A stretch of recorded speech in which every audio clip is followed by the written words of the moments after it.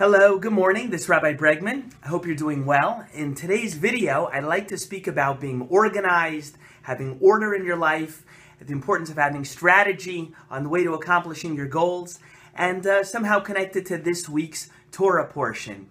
Now, many of the videos that we create here come from topics that people request. This time, that's not the case. When I was doing my radio show yesterday, Short and Sweet on the Parsha, my radio program, my podcast based on the weekly Torah portion of the week that the Jewish people read, based on my new book, Short and Sweet on the Parsha. Here's my promo shot.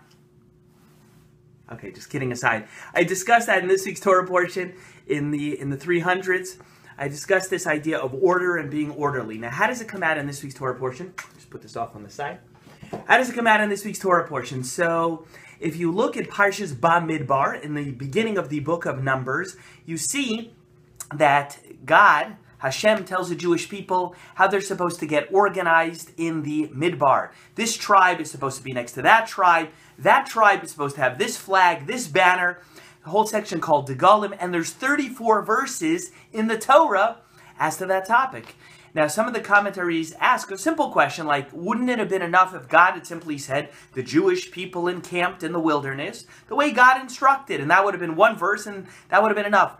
Why do we need a huge amount of real estate in the Torah, in the written Torah, in the Chumash, to explain that topic? This tribe next to that tribe, 34 verses is a lot of Torah to take up with that kind of information.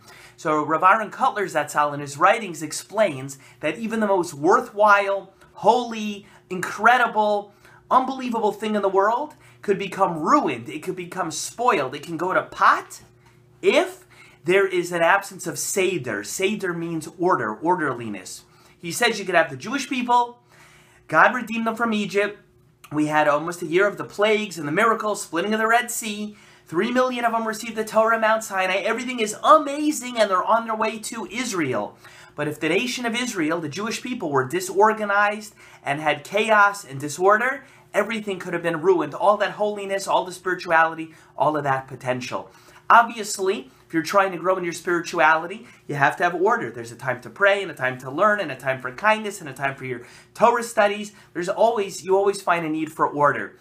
I would always extend that even a little bit further, into a person's professional life and their other ambitions. You have to have order. How many of us have seen businesses, events, careers, all kinds of things derailed, or if they're not totally derailed, they never hit their full potential because there is chaos, there is disorder. I've seen it, I've observed it. That's one of the many things that when I get involved in a person's life as a consultant, as a strategizer, as a peak performance advisor, in some of my different professional capacities, when I get involved in people's lives, I always try to bring order. There has to be strategy. You have to have strategy. My definition of strategy is a very simple one. Other people define it in a similar way, and that is you have to figure out how do you organize and put order to your time, energy, resources, finances, whatever stuff you could bring to the table to take yourself between here where you are today and where you want to go. You have to have order. Order in your finances, order in your health, order in your family time, order in your family life. Everything should have order. And without it, things aren't going to work. If the Jewish people who just got the Torah Mount Sinai on their way to the Holy Land for the first time, if they could have all fallen apart without extreme order, how much more so we as individuals, thousands of years later, and in aspects of our lives that don't have as much divine blessing. We also could have a very difficult time. So this week's Torah portion is a clarion call. I think that's the term I use in Short and Sweet. Some big language over there. But it's basically God pleading with us, hey, come on, have some order, because it doesn't matter who you are and how much potential you have.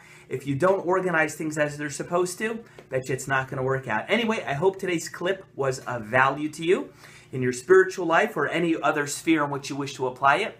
As Rabbi Bregman, I hope you will subscribe to my YouTube channel so you can get more of these videos.